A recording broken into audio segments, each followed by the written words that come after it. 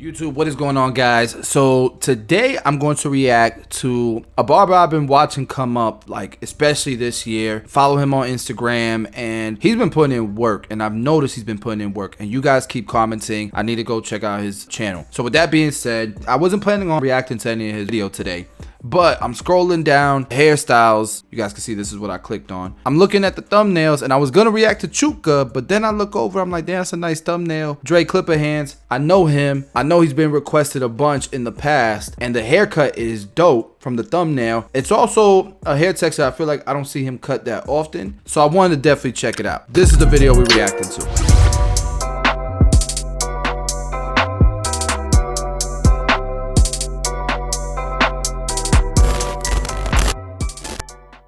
He's young too, man. I'm not gonna lie, that's a nice canvas, and you can tell that Dre probably cut his hair before and he did an amazing job, because look how nice it grew back. What is good, YouTube? Let's dive straight into this haircut. So to start off, we want to go ahead and dampen the hair, even if it starts to drip a little bit. And now we're gonna go ahead and create our sections, right? So we're gonna do one on the left side of his head, one in the middle of his head, and then one on the right side of his head. And now we're gonna lift up that middle section and we're gonna cut vertically. And we're just gonna take off a 1/4 inch because he gets his hair cut pretty often. Very good. I would get a towel though, Dre. You got water dripping all over his face, bro. I find this system a lot easier when doing scissor work, because I used to get lost, right? And this just helps me stay real organized and make sure that you know, I'm trimming it all even. You can tell Dre has been educating himself. So after we go ahead and trim that middle guideline, we go ahead and comb it over towards his right side, and now we're gonna use that as a reference point when trimming the rest, so you can see where the length desired is towards the inside of my finger. I would just say be careful how much you over direct. So let me show you guys what I'm talking about. Just be careful how much you guys over direct, because you're grabbing hair from all the way over here and you're pulling it over here and making that cutting line over here, which means that as you get further away from the cutting line, the hair is actually getting longer. So I would take smaller horizontal sections. You know, trim everything to that length.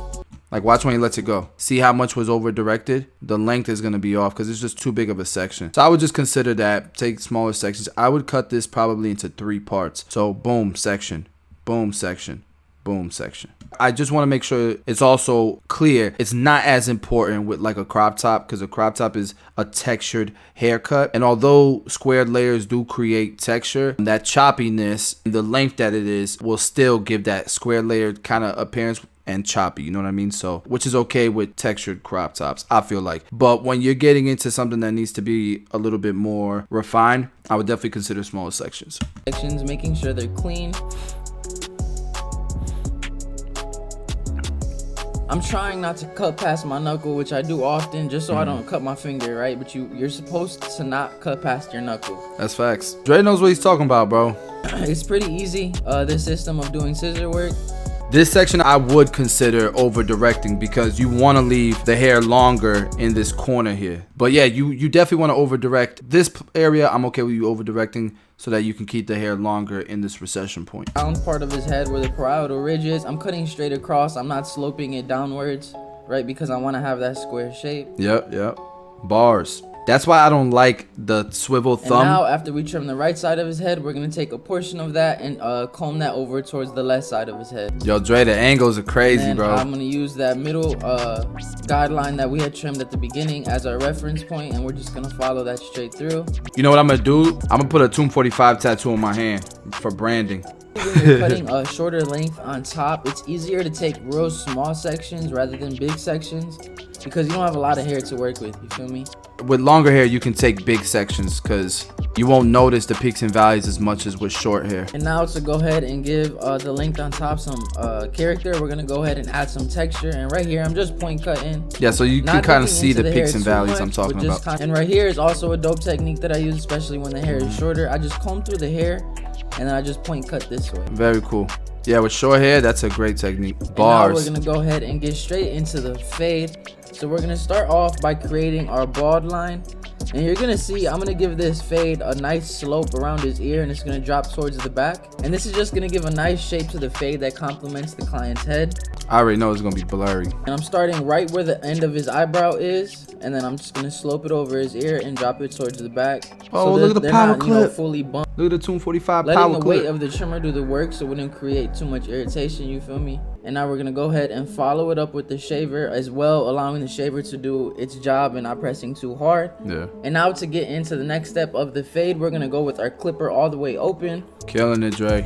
And now right above that, we're gonna go with our one guard all the way open, again keeping that same exact shape. He's got great hair for a fade, but the skin sensitivity is gonna make it harder because all that redness, all that discoloration. Tell by the width that I made in my guidelines that this blend is gonna be nice and spread out. Yeah. And now right above that one guard open, we're gonna go with our two guard all the way open. And with this, I'm trying not to create too harsh of a guideline because I'm flicking out drastically. Now we're gonna go ahead and line up his arch, and since he has a lighter arch, I want to go ahead and line that up now, so when I start fading, I don't go ahead and take it up too high. Dre is killing Trying it, bro. to keep this as natural as possible. And now to go ahead and start getting rid of that top guideline, I'm gonna go in with my 3 guard all the way open. And now to get rid of that line directly under it, we're gonna go with our 1.5 all the way open. And then I'll gradually start to close that lever if the 1.5 open isn't doing the job, like I did right here. And you can see as we continue to go over and play with that lever, that line slowly but surely starts to come out. And now right below that, we're gonna go in with our half guard all the way open. And then we'll gradually start to close that lever as well until that line is completely blended out. Yeah, the scalp getting red though, it makes it hard, man. And there was a line that I created with that half guard, so I went ahead and slapped my 1 guard on there once again. And I'm just going ahead and detailing. And now to get rid of that last line, I'm gonna go in with my clipper closed, and then as I move up into that blend, I'll go ahead and open the lever until that line is completely blended out. And right here, I basically got through all my steps, you feel me? And then it's just a process of detailing that blend to go ahead and take it to the next level. We cut right very here, similar. I'm just gonna let you guys follow along, just because I explained the other side, you feel me? And right here, I want you to put the pieces to the puzzle together yourself. I love it. He got his system in place. He follows it and he details it. Asking me to make a video on how to build a clientele. So recently I did that, giving you guys some tips and tricks on how to build a solid clientele. I'm kind of taking y'all through the journey with me as I learn different things in barbering and different things in life. And I want to share those experiences and those techniques that I learned with you guys. I'm still young. I'm only 21. I've only been licensed for 2 years. Wow. So essentially, I'm pretty new to this barbering thing, and I'm just learning as I go and putting out these videos to hopefully help you guys. 2 years, but he's obviously a student. He's obviously passionate. He's putting in the time. His 2 years are worth what a lot of barbers, have done in 10 years. Real talk. Like the quality of his haircuts, the fact he's pushing out content, the fact that he's educating, he's building his clientele. That's why I say I don't care how long you say you've been a barber. That doesn't necessarily mean that you're experienced for that long, because there's a lot of people that do the same thing over and over again for 10 years straight and never learn a new thing past what they learned their first year in the industry. But with Dre, you could tell he's constantly learning, and he's trying everything. He's trying every lane and trying to figure out what's his calling, because you don't know unless you try, right? So look at him. He's on YouTube, killing it. Obviously, he's getting the feedback that he deserves, because the content is there, bro. I want to teach you guys things about barbering and every aspect, you feel me? So that is my goal with this channel, is to go ahead and add a value to y'all and help you go to that next level in your barbering career, in your life. Now we're just gonna go ahead and detail this fade. As you can see, it's starting to come together. The angle's important. And now we're gonna go ahead and connect both sides of the fade in the back. So the reason I wanted to save the back for last is because I just feel it's easier for me to connect both sides if I save it for the end. Yeah. So I'm going ahead and getting rid of that first guideline like we did on the sides. And then right above that, I'm going to go with my 1 guard all the way open. And I don't know if you guys can see where his occipital bone kind of sticks out. It sort of creates a light spot. So I'm going to go ahead and try my best to make this blend look as consistent and as fluid as possible. So now to get rid of that line between the 1 guard open and the clipper open, I'm going in with my half guard. And now to go ahead and soften this blend up and have a nice transition into the length on top, I'm using my thinning shears, right? So I'm going in with my comb and I'm going straight up and flaring out slightly. And now we're gonna go ahead and do a beard blend, right? So this is a little bit different. Usually a lot of people like to have that sharp line at the top of their beard. It's not really a natural look, but it's a natural look, right? Because you're not lining up the top of the beard. So we're just blending down. So I went in with my trimmer and then my clipper open. And just like we do on the head, in between that guideline, I'm going in with my lever closed and then gradually opening up in that, or down in that guideline, you feel me? I might try that. It's essential that you're careful when blending in the beard because it's not as dense as his hair on top, right? It's a little bit of more spaces, so you want to make sure that you're not taking off too much hair at once. Now when we put the line on there, it's really going to take that blend to another level. And I think it's a dope look. It's different. I do so too, bro. Go ahead and That's line a dope up look. The bottom of his beard. Not pressing too hard because the neck is a sensitive area. Yeah. And you can see how that blend in the beard looks super tough. It's different. You know what I mean? It's going to stand out. They're going to be like, yo, I didn't even know you could get a blend in your beard like that. But now we're going to go ahead and line up his mustache. And you'll see him flinch when I line up his mustache because it's very dense and coarse there. So that's why I hit it with the shaver before I come in with the razor. And then I put some shave gel on there and I came in with my razor. Yeah, he's giving you guys so much nuggets. Ah.